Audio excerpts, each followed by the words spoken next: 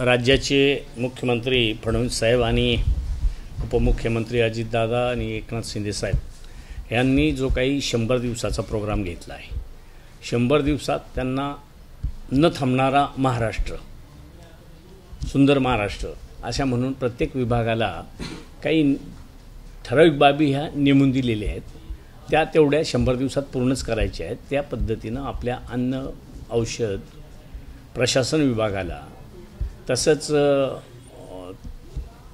विशेष सहाय्य ह्या विभागाला आम्ही ठरवलं आहे का 100 दिवसाच्या आत खूप सारं काम करायचं। जे लक्ष्यांक दिलं आहे 5000 शॅम्पल चेक झाले पाहिजेत।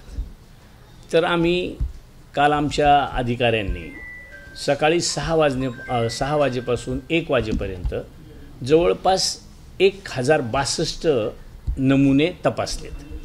त्याचा रिपोर्ट 2 दिवसात कदाचित प्रयत्न करतोय उद्याच मिळतील अशी अपेक्षा आहे।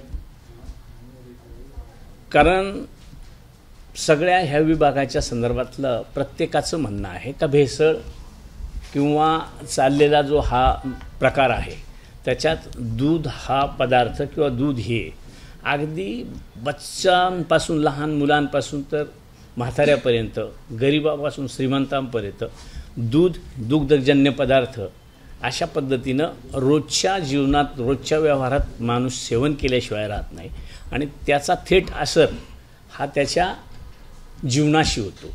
आणि म्हणून ते पहिल्या फेजमध्ये आपण निव्वळ हे 100 दिवसाचंच नाही तर याच्यानंतर कायमस्वरूपीची ही जी काही प्रक्रिया आहे ती पूर्णपणे जागृतपणे त्या ठिकाणी पूर्ण केली जाईल अशा पद्धतीनं माझा तरी मानस त्या ठिकाणी आहे। आज अधिकाऱ्यांनी काल जसं काम केलं आहे तसंच भविष्यातसुद्धा त्यांच्याकडून काम होण्याची अपेक्षा मी या निमित्तानं करतो आणि त्या दृष्टीनं त्यांना लागणारं जे काही इन्स्ट्रुमेंट असतील किंवा इतरही काही बाबी लागतील का, जशा मोबाईल व्हॅन आपल्या इथं लॅबच्या 2 आहेत, पूर्ण राज्यभराला 2 व्हॅन काहीच करू शकणार नाही। म्हणून आता केंद्र सरकार आपल्याला 28 मोबाईल व्हॅन परत देतं आहे। त्याचाही त्या ठिकाणी पुरेपूर उपयोग हा जनसामान्यासाठी करण्याचा आमचा मानस आहे। आपल्या ज्या शासनाच्या लॅब आहेत मोठ्या त्या 3च आहेत, त्या साधारण प्रत्येक डिव्हिजनला 1 करण्याचा मानस आहे। त्याच्यात काहींची कामं चालू आहेत, नाशिकचं काम चालू आहे। नाशिकचं काम पूर्णत्वाला काही फंड्स लागणार आहेत, ते उभे करून देण्यासाठी मी आग्रह धरणार आहे। आणि हा जो काही कार्यवाहीचा भाग असेल त्याच्याबरोबर काही छोटे हॉटेल व्यावसायिक असतील त्यांना काही ट्रेनिंग देता येईल का, अशाही पद्धतीचा विचार करतो का जेणेकरून माणसाला, मुलांना त्याचा कुठल्याच प्रकारचा साईड इफेक्ट होणार नाही, त्या दृष्टीनं प्रयत्न करणार आहोत।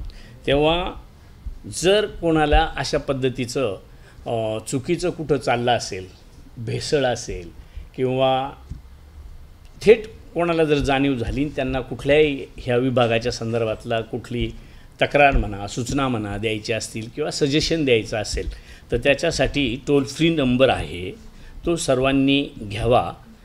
1800-222-365। पुन्हा एकदा नंबर सांगतो, 1800-222-365 ह्या नंबरवर सूचनाही केल्या तरी चालतील। सारखा कंप्लेंट करणं ह्याच्याबरोबर सूचनाही कराव्यात, त्याच्यातून सुधारणा काय व्हावी ह्या पद्धतीचं मार्गदर्शन जे काही ह्या विभागातले तज्ज्ञ आहेत त्यांनी त्या ठिकाणी करावं। एबीपी माझा, उघडा डोळे बघा नीट।